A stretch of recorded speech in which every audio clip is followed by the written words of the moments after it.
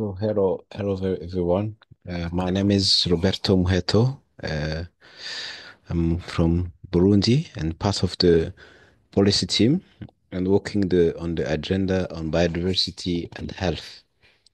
So, just thank you, everyone, for those following this session on biodiversity and health. It will be an agenda item will be discussed at the next COP.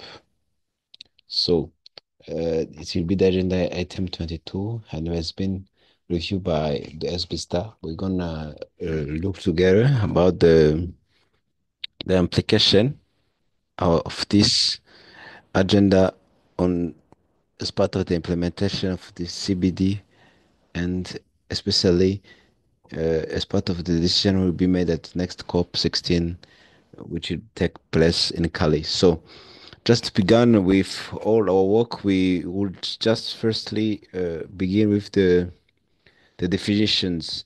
What are the definition of biodiversity and health?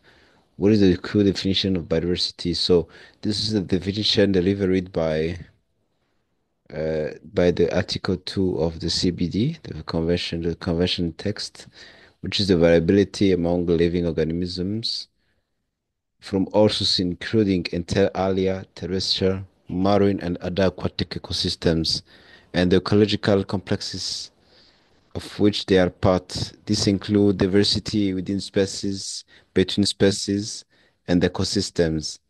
So, health defined the constitution in the Constitution of World Health Organization as a state of complete physical, mental, social well-being, and not merely the absence of disease and infirmity. Yes, sometimes we tend to think health is the absence of disease and infirmity, but we tend to forget, and which is very quite positive thing.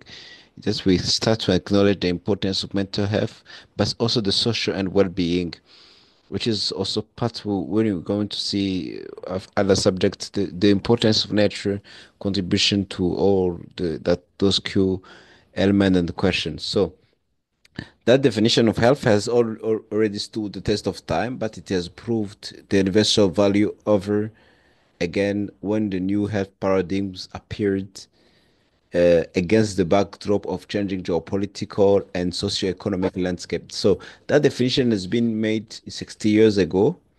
It's when we talk about that it has turned the new health paradigms that have appeared against the backdrop of changing geopolitical. So when we talk about those key elements, those key elements, it's important to talk about the emerging why this resolution is here. It's just so the new understanding of health, which is no, it's not just mere absence of disease, but which is something which is more so much bigger. That's also social and well-being is also part of our health. Our mental health is also has to count also as part of the one thing which is very important because those unseen uh, diseases are causing many disasters in the world. So, to meaningfully connect human health and biodiversity, it is I think it's very important to understand something which we call the principles of public health. We're going to try to explain three of them, which is widely recognized as one of the principles. I think the first principle is that the public health is the first principle of public health is to the highest duty of public health is to protect population from risk and danger to health. It includes the performance of the basic public health functions, such as ensuring the quality of medicine, the safety of food, water, blood supplies, and to ensure that the population have the information and the means to protect their health. So I think this is more. I think the most of the time, community health is more focused on that. The prevention is more focused on just to protect the population, just to ensure that any danger is facing their health as part of the what we can see the quality of medicine, the safety of foods, the safety of water is more controlled by sometimes from the public health sector. This is the one who's controlling those so that they can ensure that the consumption of the water that is made is also uh, with quality and equitable. So the second highest ethical principle of public health is equity.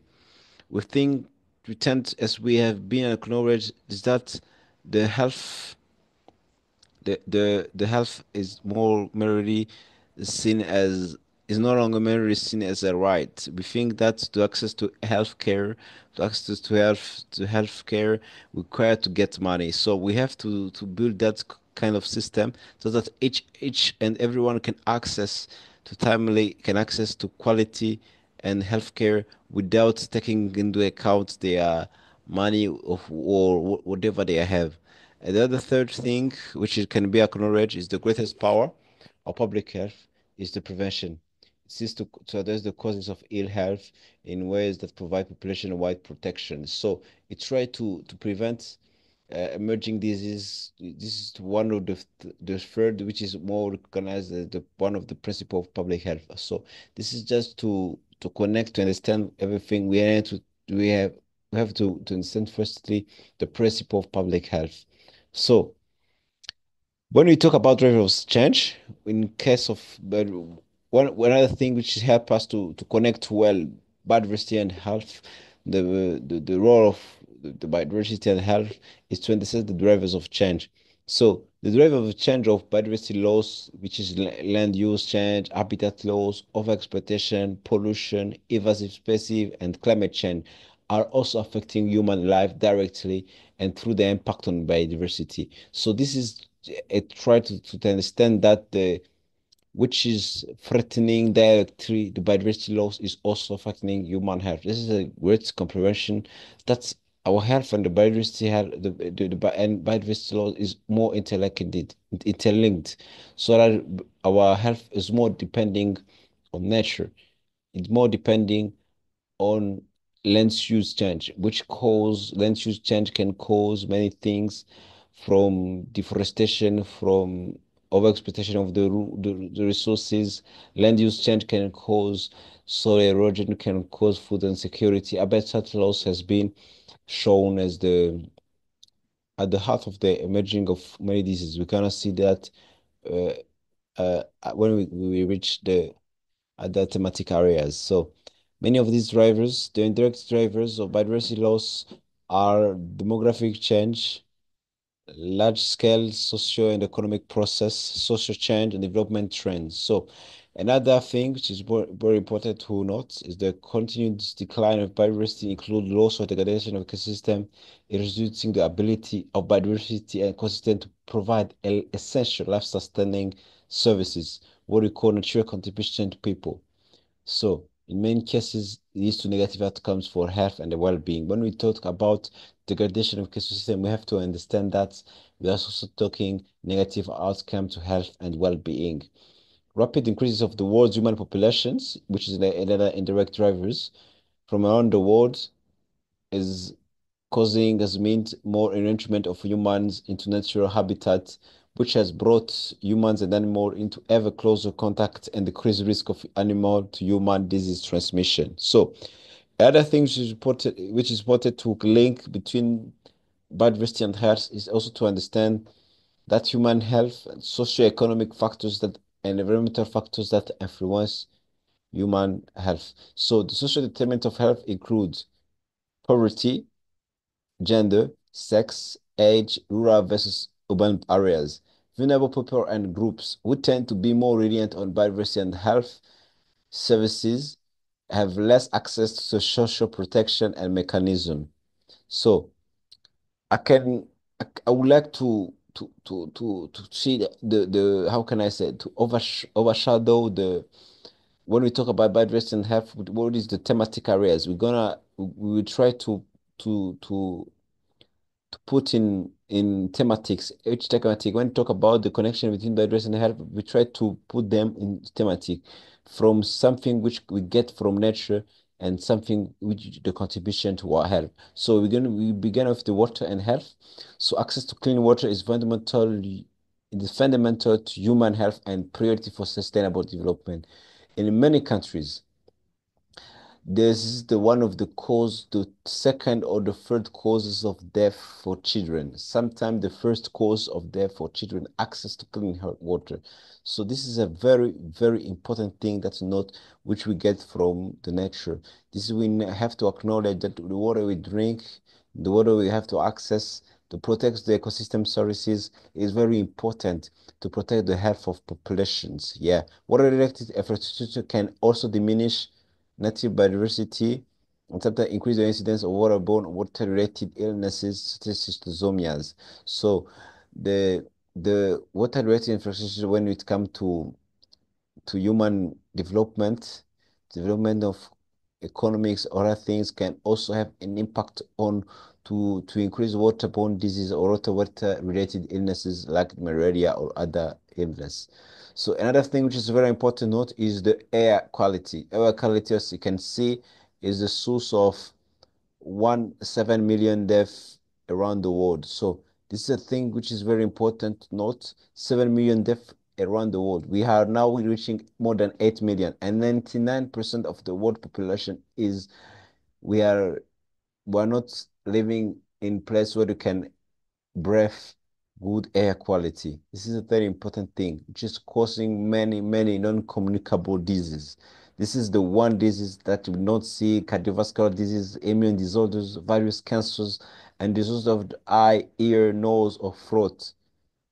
We have been already affected by air pollution without saying it, but our ecosystems affect the air quality. When you talk about uh, the nature have to drop out that air quality. That's why we're trying to promote green spaces in cities. As cities are the most places which have more with more bad air quality, with many polluting things. So sometimes the ecosystems or the urban green spaces can help us, can be a barrier to air quality. So another thing which is very important and widely recognized is the agricultural production, food production, and nutrition.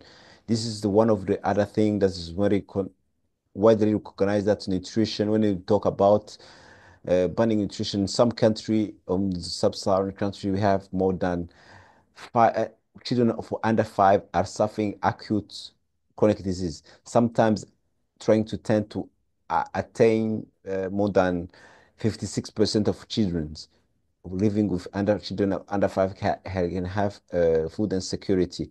And sometimes protecting biodiversity, it's also protecting our land, it's also protecting the food security of children.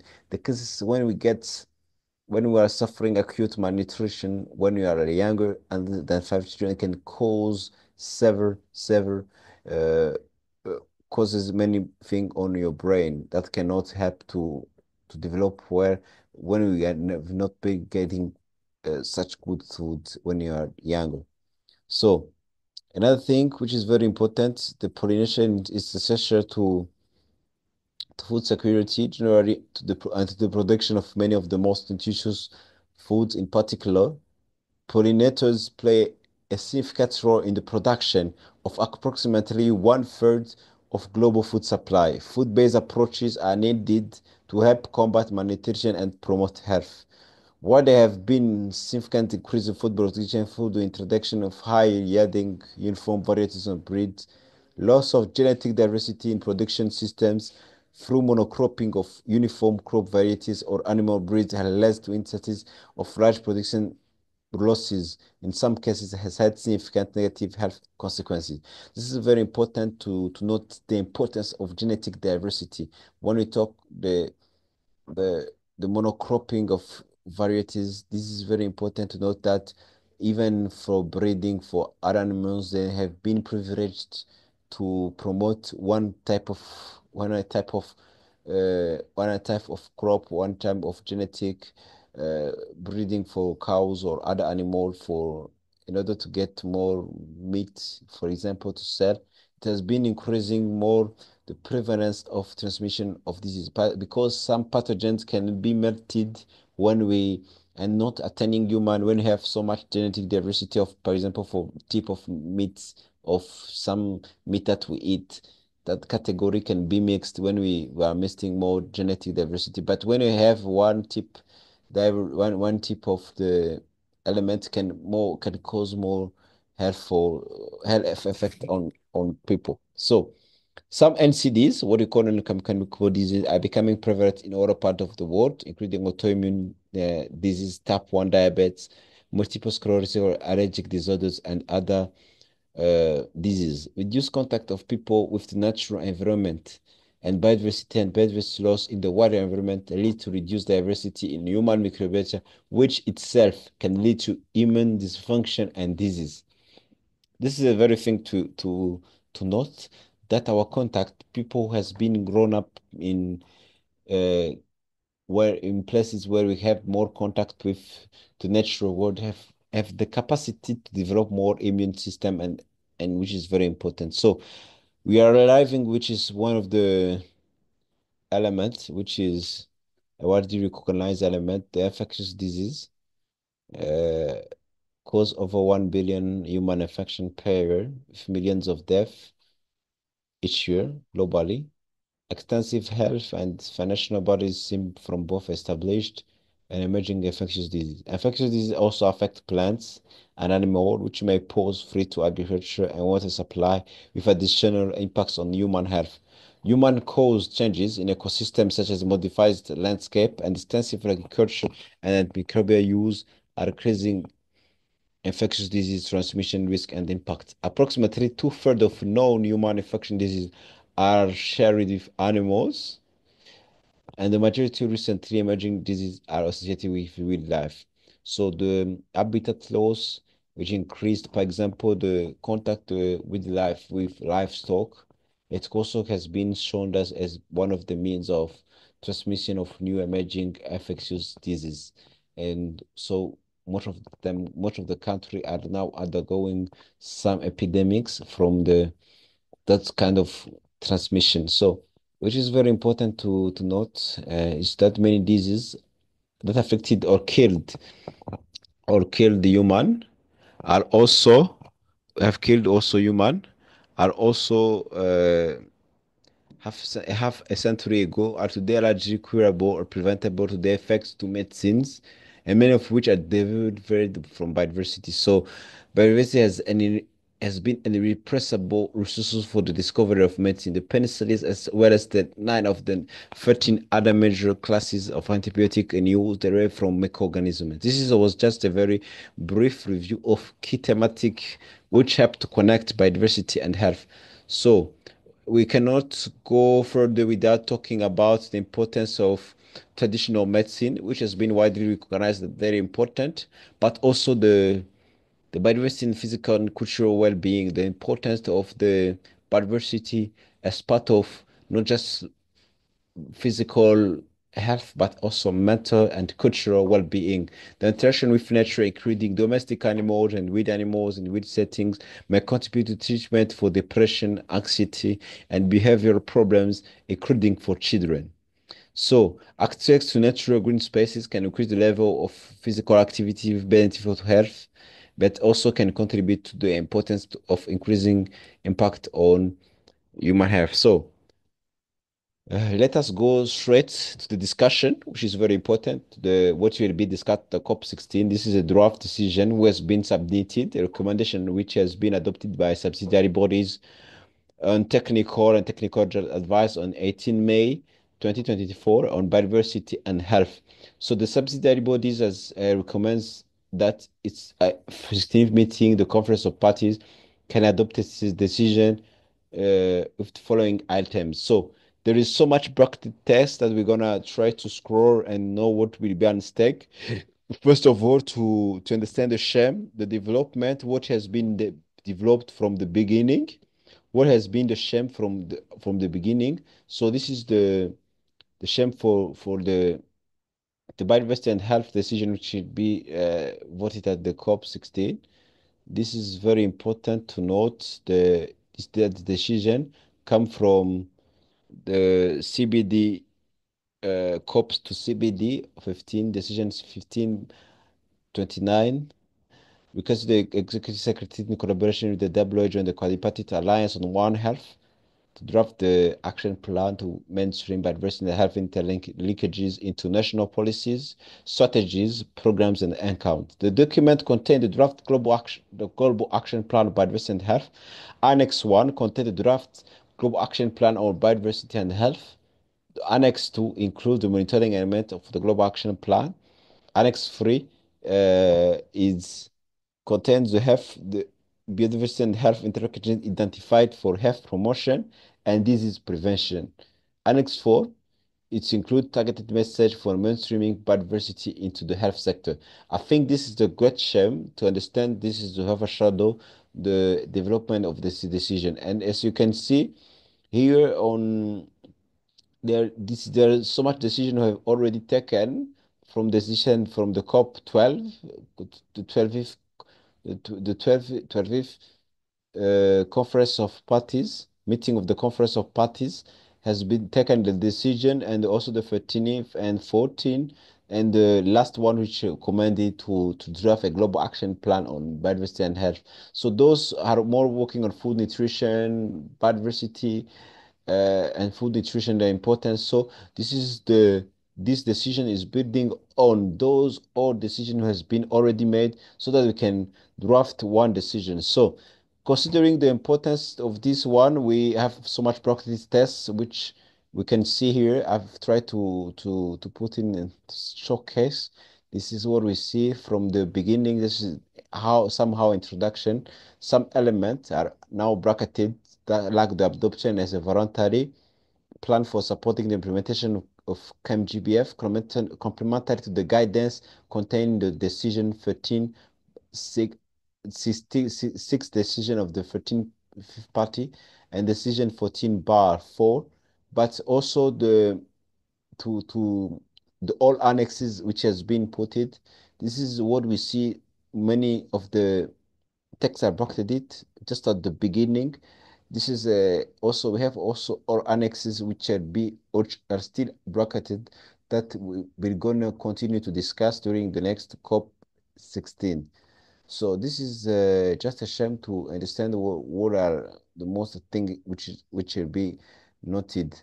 Another thing which is being can be noted here is also one thing we can see here that to designate national youth focal point, which is also still bracketed and still undergoing discussions during still the next meeting of the party, which is convened from the 20th October to 1 November.